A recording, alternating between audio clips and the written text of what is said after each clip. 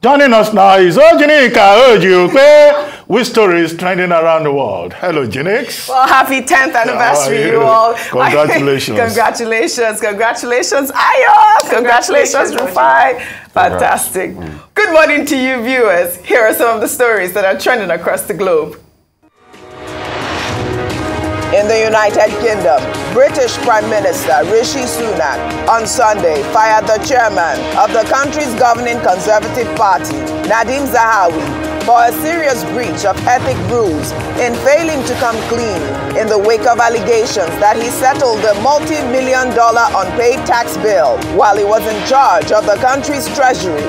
In a letter to Zahawi, Sunak said that he had been forced to act to keep his promise that his government would have integrity, professionalism, and accountability at every level. In Russia, President Vladimir Putin, over the weekend, ordered over 100 female entertainers to the war front in an effort to cheer up Russian troops and boost morale.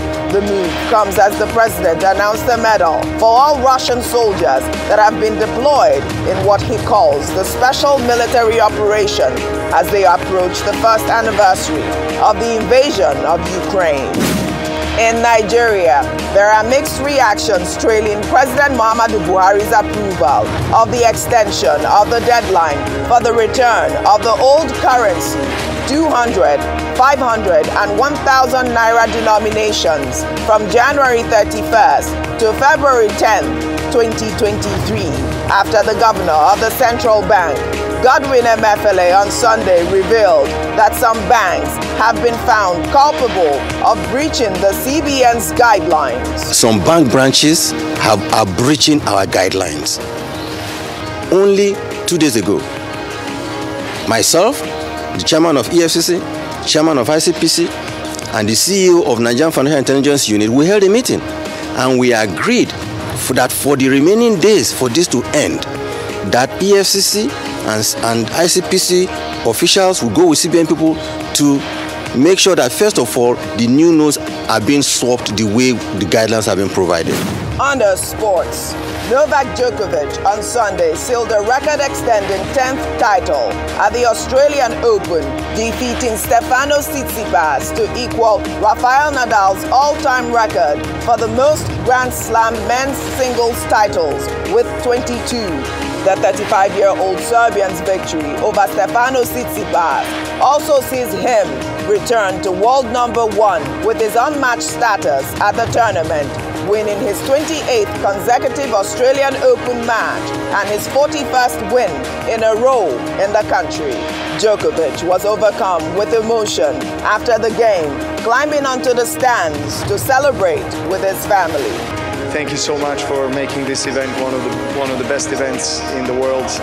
Thank you so much, and hopefully see you next year. Thank you. Finally, under entertainment, Africa's premier media group is celebrating the 10th anniversary of its broadcast station, the Arise News Channel, and the 20th edition of its pioneering fashion event, the Arise Fashion Week, with the theme Arise Fashion Week and Jazz Festival Future Forward in Lagos. Additionally, this day newspapers will be celebrating its 28th anniversary by flaunting its numerous laurels as an outstanding newspaper of note. The celebrations will take place from the 2nd to the 4th of February, 2023. Now let's begin what's trending. Many Nigerians have reacted to the sacking of Osun State Governor Senator Ademola Adeleke after the Osun Election Petition Tribunal on Friday held that Adegboyega Oyetola was able to prove that there was overvoting in some polling units. The tribunal also held that the All Progressives Congress and its candidate in the July 16th governorship election were able to prove a case of forgery against the governor.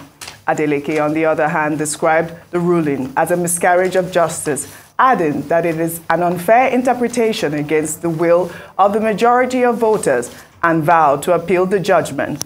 Well, over the weekend, a video showing the governor dancing to Kizz Buga after his electoral victory was annulled has gone viral. Let's take a look before we take some reactions.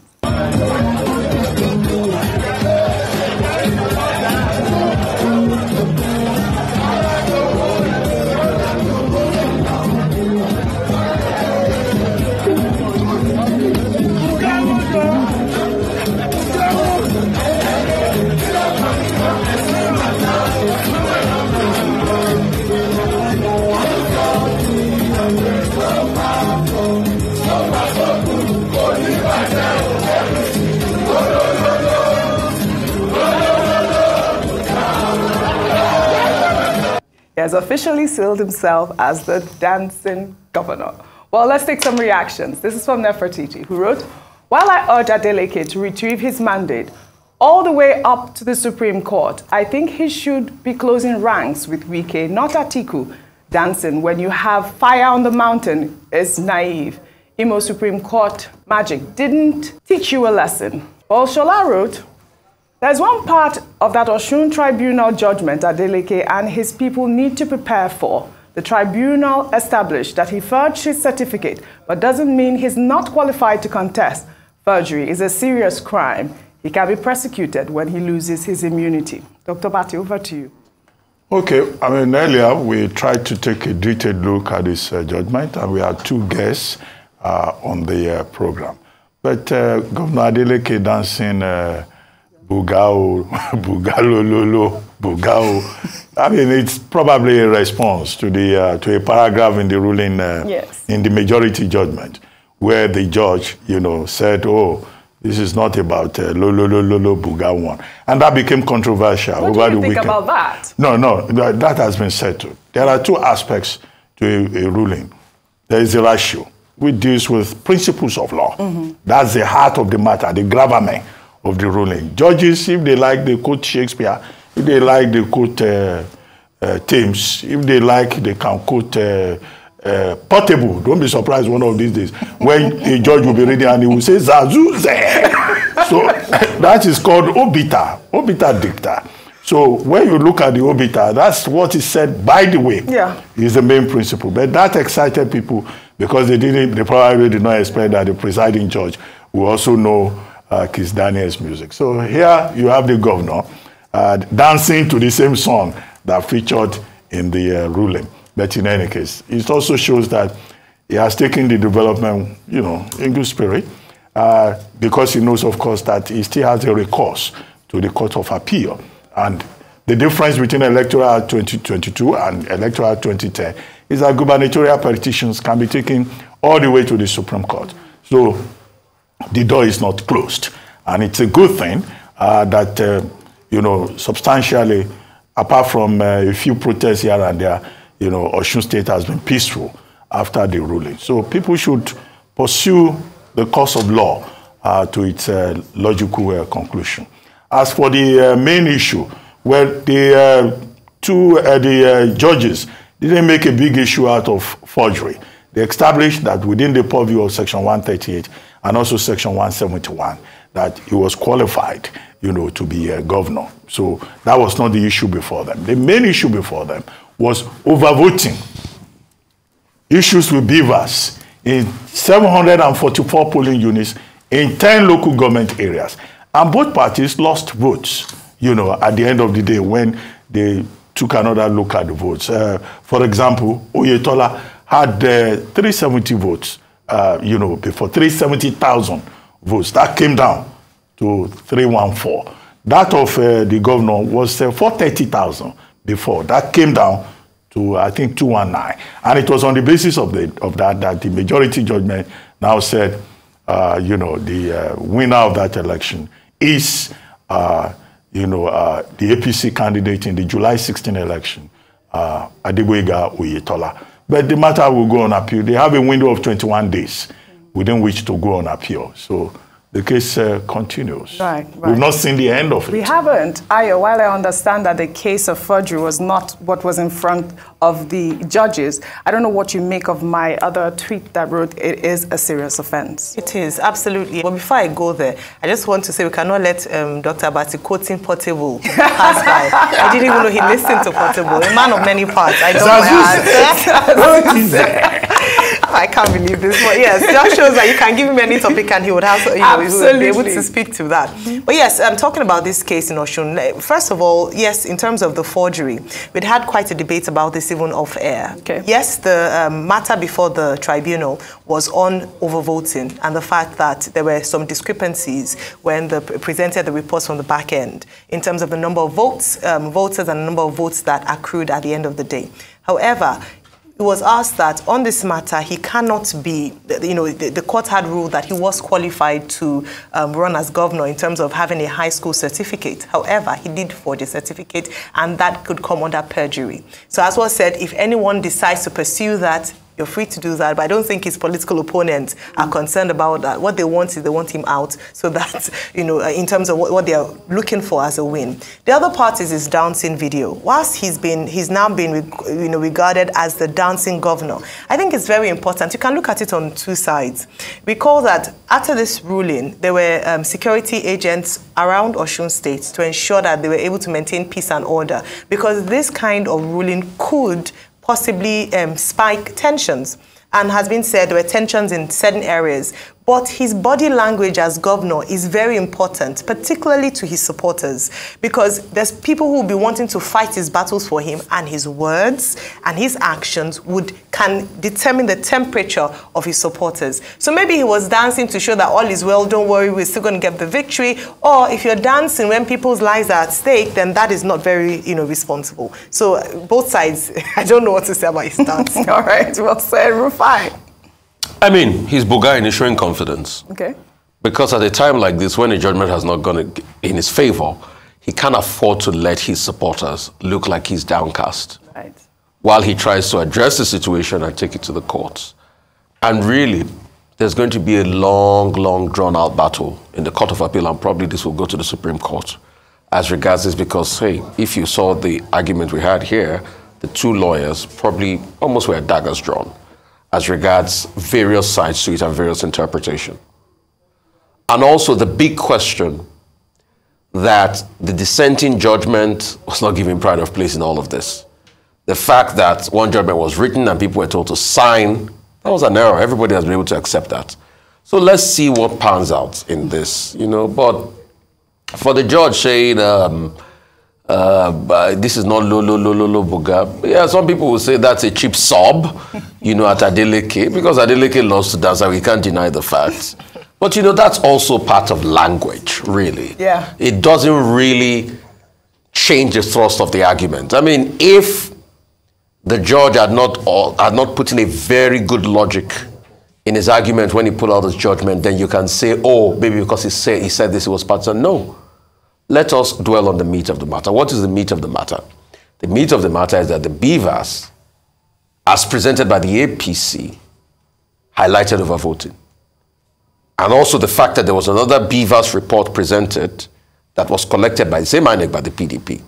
And that's why I call for a forensic investigation, because who even generated the reports?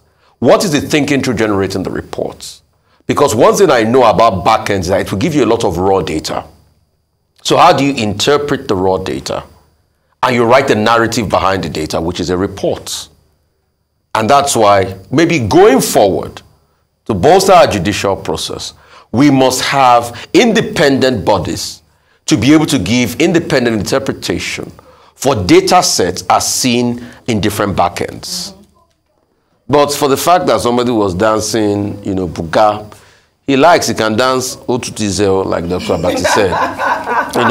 He can dance Cough, or you can dance anything by Kizz Daniel. Right. All of that is Bariboto. All right. Shall we take another story then? Over the weekend, the Independent National Electoral Commission extended the deadline for the collection of permanent voter cards in all its local government offices nationwide to February 5th, 2023.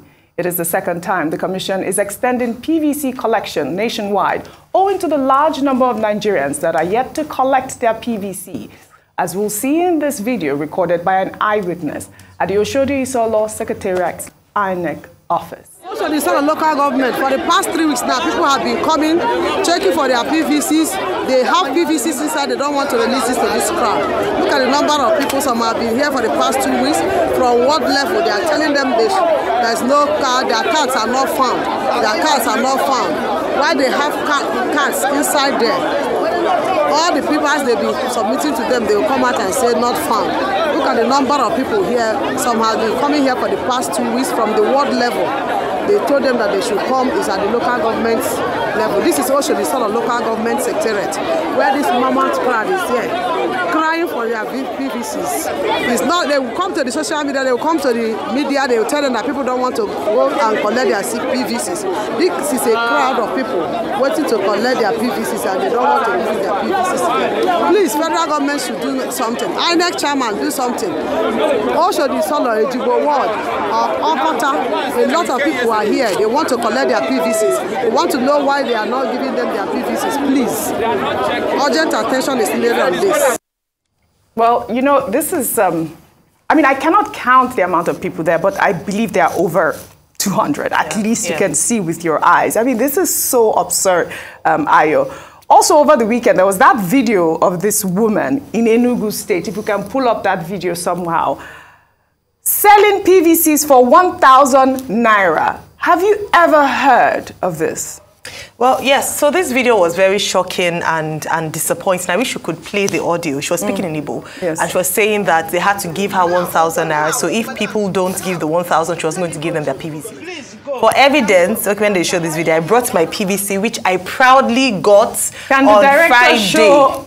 And I bring it as a badge of honor because even after I collected it, because of the rigors of collecting it, people were saying congratulations to me. Because out of many of us on the queue, my husband and I registered at the same ward, and I got mine. They said they couldn't find his, and all they ask you to do is fill an incident report, which a piece of paper, or you go to someone. So it's a very tedious process, and you wonder why. You know, for us, as Nigerians, things have to be difficult for even things that are our own rights. You know, we don't want to disenfranchise people, yet we're extending dates. But if they don't solve the issues, the people are going there again and again and being told that they cannot find their PVCs even though they registered, there's a problem. There's no point postponing. Absolutely. So these are the big problems that INEC cannot just keep on, you know, folding off and saying, oh, we have it or we're on top of things, and yet the reality is the opposite of what they're saying.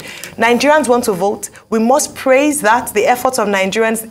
This election is like none other, I want to believe. And Nigerians are going out en masse. Please, INEC should pay attention to these concerns. Print the voters' card. Let everyone who wants to vote, vote. So on behalf of all those who have collected their PVCs, congratulations. Well done, Ayo. Rufai. I mean, it is sad. These are the things we've been talking about. And I'm not surprised this is happening. And that's why when I think the head of security of INEC was here the other day, and we laid this in his presence, and he kept on talking otherwise, trying to do management speak. I mean, it doesn't cut it. Let's be realistic. This process is flawed. INEC has a lot of problems, and INEC must come out to accept it. Just like these judgments, that ordinary to interpret the back-end result of a BVAS became a problem. And this is a shame to INEC. And we keep saying this. I just pray INEC doesn't use their own hands to scuttle these elections coming forth. I just pray. Because it is obvious, this is a logistical nightmare. How did PVC even get to the hands of this woman in the first place, that she can start to sell PVCs? So that means that very important data can be in the hands of unscrupulous people. She's an INEC official. Then she's an unscrupulous INEC official. Oh, she was telling people, go to your polling. Then she doesn't even deserve to be an INEC official in the first place. I thought it was important to show. And that's why I kept on asking the INEC security official the important question of all of these hard dog people what's the background check? He said they did background check. I challenge him to bring out the result of the background check. Right. Because I couldn't challenge him on it during it. I challenge him to bring out the result of a tentative background check on everybody that's been employed by INEC. They can't. We need to make the electoral process sane now. Nigerians are ready for this. They've come out to register. They are ready to vote. INEC, don't make this messed up for them already. Absolutely. Let them vote. Dr. Bati. Well, the Electoral Act talks about electoral offenses. These electoral offenses include vote buying, out of which people have made a lot of capital, that people should not sell their votes, right? But we are seeing that the conduct of INEC officials is also a problem. And there is a part of that law that stipulates penalties for INEC officials. But the problem we have had is that nobody is enforcing the law. There are terms of imprisonment under the law. There are penalties in terms of money that you have to pay if you violate the law. Nobody is enforcing the law. I think the security agencies and INEC need to be reminded that the matter of security with regard to the integrity of the election is before, during, and after. So any ad hoc official that is collecting money before giving PVC, that's a criminal. And the person should be apprehended. Absolutely. After all, INEC said when they saw that there was manipulation of the voters register, they arrested some of their officials. Absolutely. So and what is the job of civil defense? Civil defense is supposed to be part of this concentric circle, ensuring security and credibility. There is a lot for them to do. Absolutely. Well, thank you all for your great analysis, as always, on What's Trending. Well, that's all I have for you on What's Trending today. I'll see you all tomorrow.